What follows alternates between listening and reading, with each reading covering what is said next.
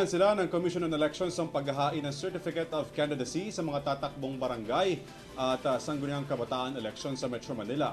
Bunsod pa rito ng bagyong Goring, Hana at Habagat.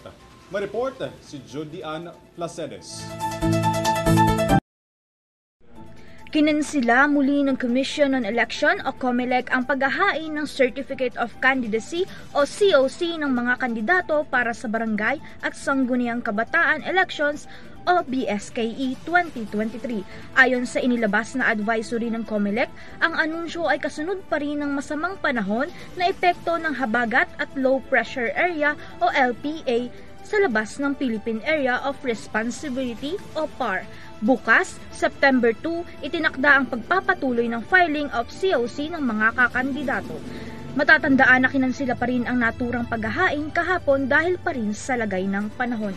In-extend naman ang COMELEC ang COC filing hanggang September 4, araw ng Lunes. Nauna na ning inanunsyo ng Malacanang ang suspensyon ng trabaho at klase sa iba't ibang lugar sa bansa dahil sa inaasahang malakas na pag-ulan dulot ng southwest monsoon at sa tropical cyclone na nagpapalakas nito.